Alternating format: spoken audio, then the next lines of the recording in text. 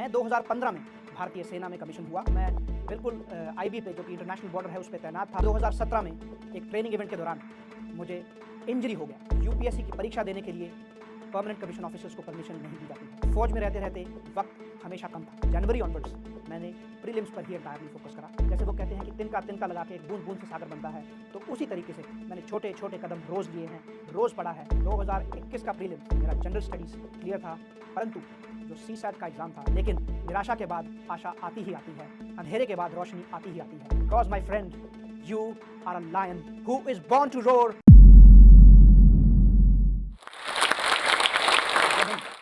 मेरा नाम मेजर अभिनंदन सिंह और मैं एक आर्मी वेटरन। मैंने भारतीय सेना में लगभग एक दशक सेवा करने के बाद यूपीएससी परीक्षा 2022 में 749वां रैंक हासिल किया है। मैं जम्मू कश्मीर के जम्मू डिस्ट्रिक्ट के एक छोटे से शहर अखनूर के एक छोटे से गांव नरडीबाला का रहने वाला हूं, और मेरी इस यूपीएससी परीक्षा और इसके पीछे की जो इंस्पिरेशन है वो मेरे पिताजी से आती है, जिन्होंने 1997 में स्टेट सिविल सर्विसेज और आईएएस का एग्ज़ाम दिया था, परंतु किसी कारणवश और हेल्थ इश्यूज से वो इस एग्ज़ाम को फिर से नहीं दे पाए। परंतु ये इंस्पिरेशन और वो मोटिवेशन डायरेक्टली उनसे आता है। मैं 2015 में भारतीय सेना में कमीशन हुआ, 1 साल इंडियन मिलिट्री एकेडमी में ट्रेनिंग करने के बाद। मेरा पहला पोस्टिंग तेजपुर असम में था, और उस पोस्टिंग के दौरान ही चीज़ें कुछ इस तरह शेप लेने लगी कि अल्टीमेटली मुझे अपनी फ़ौज से रिज़ाइन लेने का सोचना पड़ा। हुआ कुछ यूँ कि 2017 में एक ट्रेनिंग इवेंट के दौरान मुझे इंजरी हो गया, और धीरे धीरे वो इंजरी बिगड़ता चला गया, और मुझे स्पाइन का इशू हो गया, मुझे स्पॉन्डिलाइटिस का इशू हो गया, और मेरे पैर में बहुत ज़्यादा तकलीफ होने लगी। मुझे चलने में, फिरने में बहुत दिक्कत होने लगी, और भागना तो बहुत दूर की बात है। 2019 में मैंने ये फैसला लिया कि अब, क्योंकि मुझे ऐसा लगने लगा कि मैं भारतीय सेना में अपनी सेवाएं उस इफेक्टिवनेस से नहीं दे पाऊंगा जिस इफेक्टिवनेस ने मुझे इंडियन मिलिट्री एकेडमी ने सिखाया है और जो मेरे माँ बाप ने मुझे सिखाया है, तो इसलिए मैंने ये फैसला किया कि अब यूपीएससी की परीक्षा देकर मुझे ऑल्टरनेट करियर लेना है। परंतु उसमें कुछ दुविधाएं थी, उसमें कुछ बाधाएं थी, क्योंकि मैं भारतीय सेना का एक परमानेंट कमीशन ऑफिसर था, और परमानेंट कमीशन ऑफिसर का टर्म्स ऑफ सर्विस 20 साल का होता है। इसके साथ साथ यूपीएससी की परीक्षा देने के लिए परमानेंट कमीशन ऑफिसर्स को परमिशन नहीं दी जाती है। तो इसलिए मेरे पास सिर्फ एक और एक ही रास्ता बचा था, और वो था भारतीय सेना से रेजिग्नेशन या वॉलंटरी रिटायरमेंट लेने का। 2019 में मैं तैयारी शुरू कर चुका था, परंतु 2021 में जब मुझे लगा कि तैयारी अब उस स्तर पर पहुंच चुकी है, तो मैंने 2021 के स्टार्टिंग में वॉलंटरी रिटायरमेंट के लिए अप्लाई कर दिया, और सेम ही साल मैंने यूपीएससी का एग्ज़ाम के लिए फॉर्म भी भर दिया। तो अब सबसे बड़ी दुविधा जो मेरे लिए थी कि फ़ौज में रहते रहते वक्त को कैसे मैनेज करा जाए, क्योंकि फ़ौज की ड्यूटीज़ के साथ मैं कभी कॉम्प्रोमाइज़ नहीं कर सकता था, और ये हमारी सिखलाई का हिस्सा नहीं था। तो इसलिए मैं जो बच्चे जॉब के साथ तैयारी कर रहे हैं, उनको भी ये कहना चाहूँगा कि ये बिल्कुल पॉसिबल है। शर्त ये है कि आप अपने टाइम को अच्छे से मैनेज कर पाएँ, अच्छे से डिवाइड कर पाएँ, और सबसे जो महत्वपूर्ण बात है वो ये कि आप जो अपना टाइम वेस्टेज वाले आवर्स हैं, जो आप वक्त बर्बाद करते हैं, उसको मिनिमाइज़ करा जाए। उसको कोशिश करिए कि उसको जितना कम कर सकें। तो अब मैं आपको बताना चाहूँगा कि कैसे प्रीलिम्स, मेंस और इंटरव्यू की मैंने तैयारी करी। तो मेरा ये फोकस था कि सबसे पहले मुझे एक स्ट्रैटेजी डिवाइस करनी है, जैसा कि फ़ौज हमें सिखाती है कि चीज़ों को सिंप्लीफाई करना है। तो मैं आप सबको भी यही बताना चाहूँगा कि ना कि सिर्फ यूपीएससी की प्रिपरेशन के लिए, बल्कि ज़िंदगी में, जीवन में कोई भी अगर आपको इश्यू होता है, कोई भी प्रॉब्लम आती है, तो प्रॉब्लम पे फोकस नहीं करना है, हमें हमेशा सॉल्यूशन पे फोकस करना है। तो यूपीएससी एग्ज़ाम अपने आप में हमें प्रॉब्लम की तरह नहीं लेके चलना है, उसको हमें देखना है कि क्या तरीके हैं कि हम इफ़ेक्टिवली इसकी तैयारी कर सकें।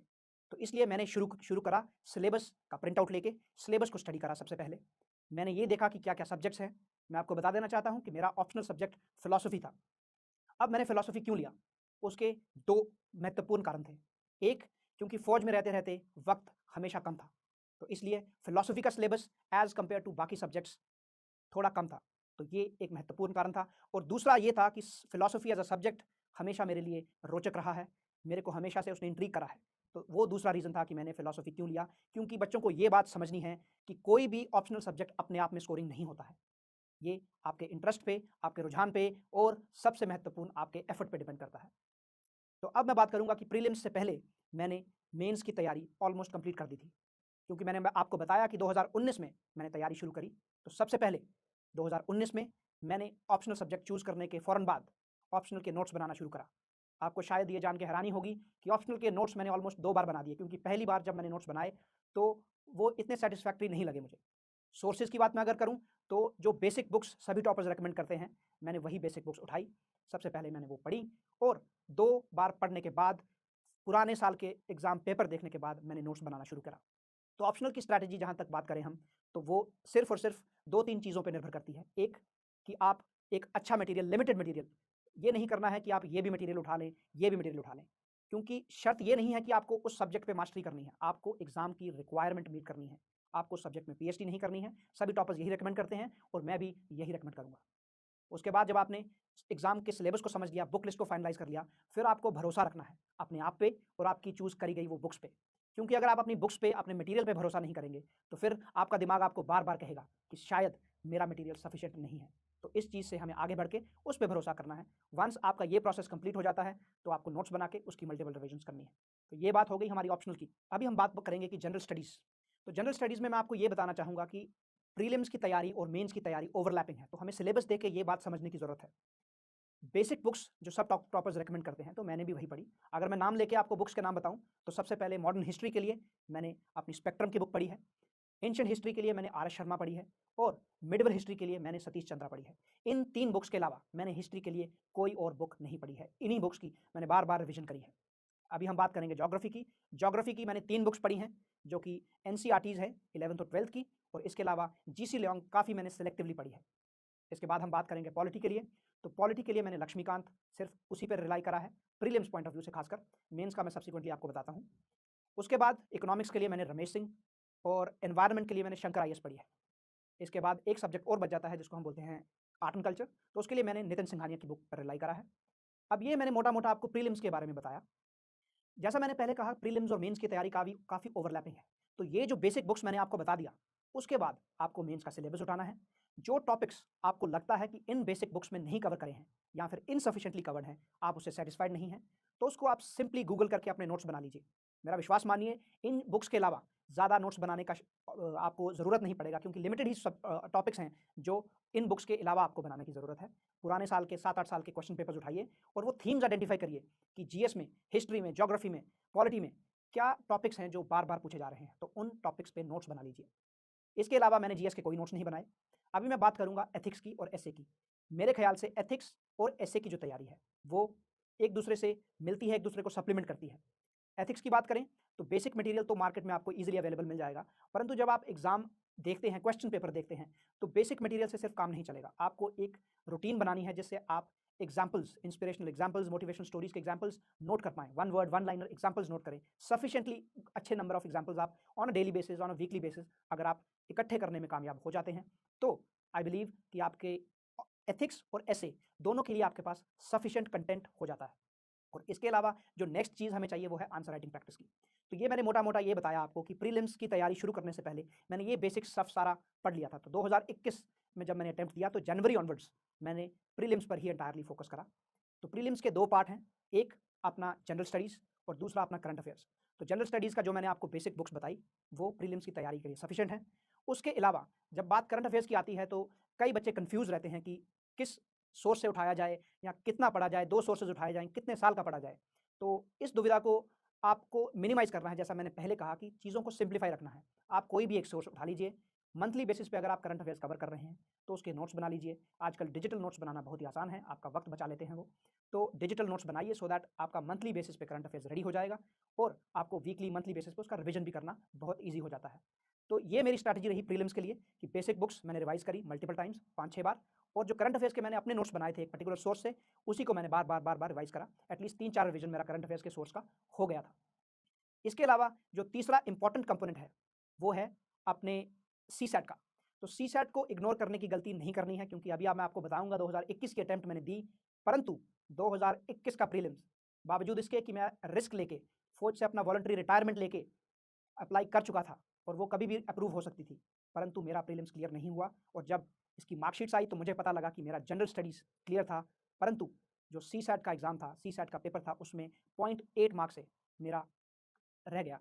और हो सकता था कि एक क्वेश्चन मैं नहीं अटेम्प्ट करता तो हो जाता, परंतु मैं ये इसलिए बता रहा हूँ कि सीसैट के पेपर को लाइटली नहीं लेना है, क्योंकि सीसैट का पेपर उतना ही इंपॉर्टेंट है और आजकल रुझान जिस तरह से चल रहे हैं, तो सीसैट का पेपर और टफ होता जा रहा है। टाइम मैनेजमेंट उसमें बहुत इंपॉर्टेंट चीज़ है। तो सीसैट की तैयारी के लिए मैंने फिर नेक्स्ट ईयर जो 2022 में मैंने एग्ज़ाम क्लियर किया, उसके लिए मैंने सिंपल स्ट्रैटेजी रखी थी कि मुझे टाइम मैनेजमेंट पे फोकस करना है और इंपॉर्टेंट जो की टॉपिक्स मैथ में वो पूछ रहा है यूपीएससी, उसको आइडेंटिफाई करके मल्टीपल टाइम्स उसकी प्रैक्टिस करी। और एक चीज़ जो खास आपने एग्ज़ाम कंडक्ट करते टाइम, एग्ज़ाम जब दे रहे हैं, वो ध्यान रखनी है, वो ये है कि कुछ क्वेश्चंस ऐसे होंगे ही सीसैट में जो आपको नहीं आएँगे। तो आपको फोकस करना है कि उन क्वेश्चंस को 20-30 सेकंड में आइडेंटिफाई करके उसको इमीडिएटली स्किप करना है। क्योंकि अगर आप किसी एक क्वेश्चन पे 3-4-5 मिनट लगा रहे हैं, तो आप यकीनन 4-5 और ईज़ी क्वेश्चंस को छोड़ रहे हैं। तो ये मोटा-मोटा प्रीलिम्स की तैयारी का पूरा मेरा जो स्ट्रैटेजी रहा वो ये था। इसके बाद 2022 में मेरा प्रीलिम्स क्लियर हुआ। फर्स्ट अटेम्प्ट में मैंने बताया आपको मेरा प्रीलिम्स नहीं क्लियर हुआ। तो उसके बाद मैंने फिर से मेंस पे फोकस किया, जो सीसैट पे मैंने फिर से फोकस किया, तो 22 में मेरा प्रीलिम्स क्लियर हो गया। तो ये मैंने जो पूरा आपको तैयारी का वो बताया, तो इसमें मैं एक बात जो खास आपको बताना चाहूँगा, वो ये है कि इस पूरी प्रिपरेशन के दौरान मैं आर्मी में सर्विस में था। इनफैक्ट अगर मैं आपको खास बताऊँ तो मैं बिल्कुल आईबी पे, जो कि इंटरनेशनल बॉर्डर है, उस पे तैनात था। मेरा जो काम था काफ़ी टफ था, मुझे बहुत मूवमेंट करना पड़ता था, तो इसलिए टाइम मैनेजमेंट मेरे लिए और भी इंपॉर्टेंट हो जाता था। तो टाइम मैनेजमेंट के लिए मैंने सिर्फ एक ही, जैसे आपको पहले भी मैं फंडा बता चुका हूँ, वो ये है कि टाइम को वेस्टेज जो है वो मिनिमाइज़ करना है। तो जो मेरा जो ऑफिशियल कार्य था, उसमें काफ़ी ट्रैवल इन्वॉल्व था, जो मुझे एक जगह से दूसरी जगह जाना पड़ता था। तो मैं जो ये कम्यूटेशन का टाइम था, जो एक जगह से दूसरी जगह जाने का, तो ये मैं इफेक्टिवली यूज़ करता था, क्योंकि लगभग रोज़ 1-2 घंटा मैं ट्रैवल ही करता था, बावजूद इसके कि मुझे इंजरी थी, मुझे प्रॉब्लम थी ट्रैवल करने में, बट स्टिल मुझे ट्रैवल करना पड़ता था। और इस ट्रैवल के जो टाइम को मैं इफेक्टिवली यूटिलाइज़ करता था, मैं पढ़ने की कोशिश करता था, न्यूज़पेपर्स इसी टाइम पे, करंट अफेयर्स इसी टाइम पे खत्म करने की कोशिश करता था। तो पूरी जर्नी जो मैंने मेंस तक की जर्नी है, वो मैंने फ़ौज में रहते तक ही, रहने के साथ-साथ ही तैयारी करी और मैंने एग्ज़ाम भी फ़ौज में रहते-रहते ही दिया। अब बात करते हैं मेंस की। तो जो प्रीलिम्स और मेंस के बीच का जो 3 महीने के आसपास का वक़्त होता है, ढाई 3 महीने, तो उस वक़्त अगेन जैसे कि फ़ौज की रिक्वायरमेंट थी, लेकिन एक कंडीशन जो बदल चुकी थी वो ये थी कि मेरा वॉलंटरी रिटायरमेंट अप्रूव हो चुका था। तो मुझे इसके साथ-साथ अपनी डॉक्यूमेंटेशन, अपनी मेडिकल कंप्लीट करना था। मुझे जम्मू से जोधपुर, जोधपुर से पुणे, पुणे से दिल्ली, इन डॉक्यूमेंटेशंस के लिए और इस मेडिकल के लिए लगातार जाना पड़ा। परंतु जो मैंने जैसे पहले कहा, टाइम वेस्टेज मिनिमाइज़ करी मैंने, इफेक्टिवली नोट्स मेरे रेडी थे और डेली बेसिस पे मेरा कोशिश रही है। मैंने कभी ऐसा नहीं बोलूँगा कि मैंने 15-20 घंटे पढ़ा है। मैं एक बेयर मिनिमम 6-7 घंटे ऑन अ डेली बेसिस मैंने पूरी कोशिश करी है, और बारिंग जो कुछ दिन होंगे जब मैं बिल्कुल नहीं पढ़ पाया, बट अदरवाइज़ मेरी पूरी कोशिश रही है और पूरी डेडिकेशन से हर रोज़, जैसे वो कहते हैं कि तिनका-तिनका लगा के एक बूँद-बूँद से सागर बनता है, तो उसी तरीके से मैंने छोटे-छोटे कदम रोज़ लिए हैं, रोज़ पढ़ा है। एक आध दिन छोड़ के मैंने 365 दिन में से लगभग 360 दिन या 350 दिन ज़रूर पढ़ाई करी है। बेशक 4 घंटे, 5 घंटे ही हो, तो वैसे मैंने पढ़ते-पढ़ते अपना सिलेबस खत्म करा, जो रिक्वायरमेंट थी एग्ज़ाम की वो पूरी करी। अब बात रही आंसर राइटिंग प्रैक्टिस की, जो कि बहुत ही इंपॉर्टेंट है मेंस पॉइंट ऑफ व्यू से। बट मैं ये भी बताना चाहूँगा, क्योंकि टाइम की किल्लत के कारण मैं आंसर राइटिंग प्रैक्टिस सफिशिएंटली नहीं कर पाया। क्योंकि मुझे काफ़ी ट्रैवल करना पड़ा, तो इसलिए जीएस का अगर मैं आपसे सच बोलूँ तो मैं एक भी क्वेश्चन पेपर नहीं अटेम्प्ट कर पाया। एसए का मैं एक भी पेपर नहीं अटेम्प्ट कर पाया। आपको शायद जान के हैरानी होगी कि एसए लिखने से पहले, जब मेंस का पहला पेपर एसए का ही होता है, तो एसए लिखने से 1 रात पहले, क्योंकि काफ़ी देर से कुछ लिखा नहीं, तो एसए लिखने से जस्ट 1 रात पहले कोई आधा घंटा मैंने बैठ के ऐसे ही एक रैंडम टॉपिक पे कुछ लिखा, और मेरी एसए की प्रिपरेशन इतनी ही थी। बट आप काइंडली ये रिस्क मत लीजिए, एसए बहुत इंपॉर्टेंट पेपर है, क्योंकि एसए में अगर आप चाहें तो एज़ हाई एज़ 150 नंबर तक, 140 नंबर तक भी आपके आ सकते हैं। मेरे एसए में 131 नंबर थे, तो जो कि लगभग ठीक है। तो मैंने ये रिस्क इसलिए भी लिया क्योंकि मुझे अपने राइटिंग स्किल्स पे थोड़ा विश्वास था, क्योंकि मैं बचपन से ही कविताएँ लिखता आ रहा हूँ, डिबेट्स में पार्टिसिपेट करता आ रहा हूँ।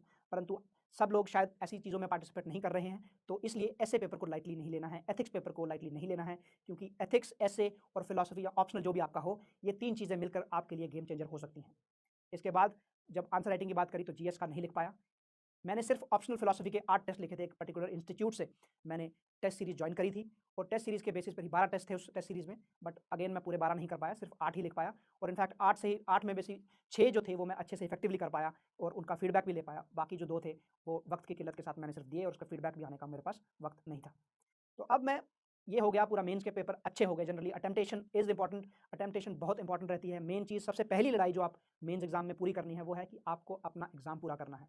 यदि आप अपना कोई क्वेश्चन छोड़ देते हैं, तो वो आपको थोड़ा-सा अपने टारगेट से दूर लेता जाता है। एक-एक क्वेश्चन भी इंपॉर्टेंट है, इसलिए कोशिश करें, सबसे पहला जो एम है, वो ये है कि आप 20 के 20 क्वेश्चन जीएस में और 19 क्वेश्चन जो आपके ऑप्शनल में होते हैं उसको आप अच्छे से कंप्लीट करें। टाइम मैनेजमेंट, हर क्वेश्चन के लिए आप टाइम स्टिपुलेट कर लीजिए। ये बहुत ही मुश्किल पार्ट रहता है क्योंकि मैंने जब एग्जाम दिया तो कोशिश यही थी, बट फिर भी क्या होता है कि जब हम एग्जाम कंडीशन में एग्जाम देने लगते हैं तो वो टाइम हम ओवरशूट कर ही जाते हैं। तो इस चीज़ पे खास ध्यान रखना है कि 7.5 मिनट, 9 मिनट या 11 मिनट जितना भी आप पर क्वेश्चन आप अलॉट करें तो उस टाइमलाइन को स्टिक करें, क्योंकि हर क्वेश्चन के बराबर ही नंबर हैं, बराबर ही वेटेज है। अगर आप एक क्वेश्चन अच्छा लिखते हैं तो शायद ज़्यादा टाइम अगर लगाएंगे तो दूसरे क्वेश्चन पे वो इफेक्ट कर जाएगा। और फाइनली मैं आपको इंटरव्यू की प्रिपरेशन के बारे में बताना चाहूँगा। इंटरव्यू की प्रिपरेशन जो है वो सिर्फ आपकी नॉलेज नहीं चेक करते हैं, क्योंकि नॉलेज जो है वो आपकी मेंस में ऑलरेडी चेक परखी जा चुकी है। इसलिए वो आपकी ओवरऑल पर्सनैलिटी को देखना चाहते हैं, क्योंकि सिविल सर्विसेज की परीक्षा एक पार्ट है, जब आप परीक्षा से उस पार सिलेक्शन के बाद जाते हैं तो वो एक एंटायरली डिफरेंट पिक्चर है। आपको सोसाइटी के चैलेंजेस, बहुत डिफरेंट काइंड ऑफ जो चैलेंजेस हैं वो आपको फेस करना पड़ते हैं। तो वो आपका ओवरऑल मेंटल मेकअप, आप कैसे चीज़ों को कॉन्फिडेंटली हैंडल करते हैं। ऑफ कोर्स नॉलेज तो टेस्ट होता ही है, बट उसके बावजूद और भी काफ़ी चीज़ें हैं जो वो देखते हैं। तो मेरा इंटरव्यू जब हुआ तो क्योंकि मैं मिलिट्री बैकग्राउंड से था तो उन्होंने सबसे पहला क्वेश्चन तो यही मुझसे पूछा कि मिलिट्री जैसी अच्छी और रेप्यूटेड जॉब करने के बावजूद क्यों आप यहाँ पे स्विच कर रहे हैं। तो मैंने उनको वही बताया जो रीज़न था कि मुझे इंजरी के कारण देश सेवा का भाव, मुझे लगा कि मैं शायद सेना में उतना इफेक्टिवली अब नहीं दे पाऊंगा, तो इसलिए मैंने सोचा।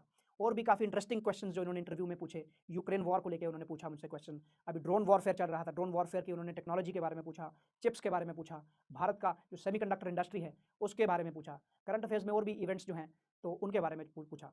तो इसमें मैं ये बताना चाहूँगा कि इंटरव्यू के लिए सबसे पहले आपको अपने बारे में पूरा पता होना चाहिए, अपनी पूरी हिस्ट्री, ज्योग्राफी इन टर्म्स की, आपने क्या करा है, आपकी स्ट्रेंथ्स क्या हैं, आपकी वीकनेसेस क्या हैं।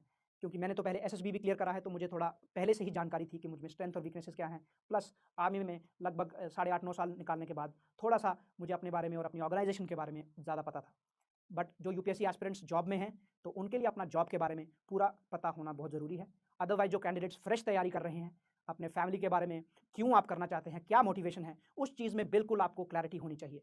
क्योंकि अगर आपके पास क्लैरिटी है दिमाग में तो जो इंटरव्यूअर है वो आपके आंखों में वो चमक और वो जो निश्चय है वो देख पाएगा। और ऑफ कोर्स जब आपने मेंस क्लियर करके इंटरव्यू में जा रहे हैं तो नॉलेज की कमी नहीं होगी। अपने आप पे भरोसा रखिए। उसमें एक्सप्रेशन नहीं चाहिए, एक्सप्रेशन की पावर है बट उसमें ये नहीं है कि उनको डिबेटर चाहिए, उनको एडमिनिस्ट्रेटर्स की ज़रूरत है जो अच्छे तरीके से चैलेंजेस को हैंडल कर पाएँ। हो सकता है कि कई बार आपको कोई ऐसे सवाल पूछे जाएँ जिनका आप जवाब नहीं दे पाएँ।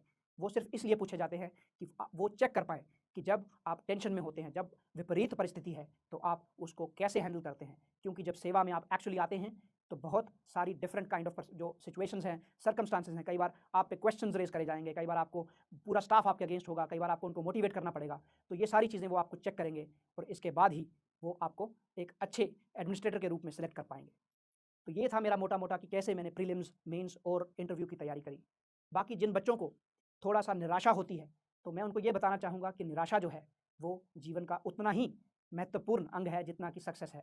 निराशा वो पायदान बनता है, वो पेडेस्टल बनता है। हमारे जो फेलियर्स हैं, मैं भी 2021 में फेल हुआ, लेकिन जो हमारे फेलियर्स हैं, वो सिर्फ़ जैसे हम बोलते हैं कि failures are the stepping stones to success. तो जो फेलियर्स हैं, उनसे घबराएँ मत। फेलियर्स आपको एक बेहतर इंसान बनाने का एक ज़रिया है। भगवान का, इस यूनिवर्स का सिर्फ़ एक ही उद्देश्य है कि आपको एक बेहतर इंसान बनाया जाए। जैसे वो कहते हैं कि life will give you everything, but उससे पहले it will make you ready, it will make you wise. तो ये यूपीएससी ज़िंदगी से कम नहीं है, एक ज़िंदगी की दौड़ है, बहुत कॉम्पिटिशन है, 10 लाख से ज़्यादा लोग हर साल बैठते हैं। तो निराशा लाज़मी है, पर अगर आपका निश्चय दृढ़ है, अगर आपके उद्देश्य क्लियर है और अगर आपके सपनों में जान डालने की क्षमता है, तो यकीन मानिए आप ज़रूर इस एग्ज़ाम में कामयाब हो जाएँगे। मैं आपके सामने जीता जागता उदाहरण हूँ। एक वेल सेटल्ड, एक प्रेस्टीजियस जॉब इंडियन आर्मी में एज़ अ मेजर में सर्व कर रहा था। उसके बाद इंजरी के कारण मुझे कुछ ऐसे डिसीजंस लेने पड़े। वो एक निराशा का एक दौर था। परंतु उसके बाद 21 का एग्ज़ाम दिया, उसमें प्रीलिम्स नहीं क्वालीफाई कर पाया, फिर से निराशा। लेकिन निराशा के बाद आशा आती ही आती है, अंधेरे के बाद रोशनी आती ही आती है। मैंने प्रीलिम्स का एग्ज़ाम क्वालीफाई करा, फिर मैंने 2022 के यूपीएससी में 749वां रैंक हासिल किया। इनफैक्ट अभी मैं ठहरा नहीं हूँ, अभी 2023 के एग्ज़ाम में मैंने फिर से एग्ज़ाम दिया है ताकि मैं एक बेहतर रैंक ला सकूँ। मैं मेंस इस साल ऑलरेडी दे चुका हूँ। तो इसके माध्यम से मैं सभी बच्चों को सिर्फ यही कहना चाहता हूँ कि अपने आप पे विश्वास रखिए। अगर आपके इरादे निश्चित हैं, अगर आपके इरादे दृढ़ हैं, आपके हौसलों में जान है, आपके सपनों में आपकी मेहनत की उड़ान है, तो आपको कोई नहीं रोक पाएगा। अंत में मैंने कुछ महीने पहले एक कविता लिखी थी अंग्रेज़ी में, मैं अंग्रेज़ी में कविताएँ भी लिखता हूँ, तो उसकी कुछ पंक्तियों से मैं एंड करना चाहूँगा। तो वो कविता बेस्ड इस चीज़ पे बेस्ड है कि हम सब जो युवा हैं भारत के, वो एक शेर हैं, यू आर अ लायन। तो कुछ इस तरह से वो कविता है, you are a diamond who is invincible to the core, however dark the nights, your infinite soul will take you to the shore. What if there are mountains in the ocean? Your story is the making of an epic lore, and you have the courage, and that too galore. Because, my friend, you are a lion who is born to roar, and you will roar and be hailed as the king of the jungle. Jai Hind, धन्यवाद. Hello aspirants, हम में से बहुतों का सपना है IAS officer बनना, लेकिन ये जर्नी बहुत महंगी है और इसलिए बहुत एस्पिरेंट्स ने जोश टॉक्स से रिक्वेस्ट किया कि क्या जोश टॉक्स एस्पिरेंट्स को हेल्प कर सकते हैं फाइनेंशियली उनकी इस जर्नी में। तो इसलिए जोश टॉक्स ने कांटेक्ट किया इंग्लिश मीडियम के लिए केएसजी आईएएस के खान सर को और हिंदी मीडियम के लिए संस्कृति आईएएस को। शायद खान सर और केएसजी आईएएस की इंट्रोडक्शन ही देने की जरूरत नहीं है। देश के सबसे जाने माने और रिस्पेक्टेड इंस्टीट्यूट्स में से है केएसजी। सृष्टि जैन देशमुख, शायद आपने नाम सुना हो, सर की ही स्टूडेंट रही हैं जिन्होंने 2018 में AIR 5 हासिल की। वहीं संस्कृति आईएएस के भी बहुत स्टूडेंट्स ने यूपीएससी में टॉप रैंक्स प्राप्त की हैं। कुछ ही समय में उनके भी बहुत स्टूडेंट्स की टॉक्स रिलीज होने वाली हैं। तो जोश टॉक्स ने केएसजी आईएएस और संस्कृति आईएएस से बात की और उन्हें रिक्वेस्ट किया कि क्या वो जोश की फैमिली के लिए एक बहुत बड़ी स्कॉलरशिप दे सकते हैं। मुझे बहुत खुशी है हम सबके साथ ये बात शेयर करने की कि दोनों ही इंस्टीट्यूट्स मान गए हैं। वो जोश की फैमिली के लिए अपने फाउंडेशन कोर्स पे स्कॉलरशिप प्रोवाइड करेंगे, यानी कि वो क्वालिटी की एजुकेशन जिसकी फीस लाखों में जाती थी अब हम अफोर्ड कर पाएंगे। ये हेल्प वैल्यूएबल है सबसे ज्यादा हम नए एस्पिरेंट्स के लिए, जिन्हें फाउंडेशन कोर्स करना तो है लेकिन लाखों की फीस हम अफोर्ड नहीं कर सकते। जोश फैमिली की ये स्कॉलरशिप पाने के लिए हम नीचे दिए गए गूगल फॉर्म को फिल कर सकते हैं। जब आपको कॉल आए तो प्लीज ये मेंशन करना मत भूलना कि आप जोश फैमिली के पार्ट हैं, ताकि आपको ये स्कॉलरशिप मिल पाए। जोश टॉक्स को बहुत गर्व है कि अब एस्पिरेंट्स को जोश सिर्फ कहानियों से नहीं बल्कि असलियत में फाइनेंशियली सपोर्ट कर पा रहा है। जोश टॉक्स का सपना कभी भी सिर्फ टॉक्स बनाना नहीं था।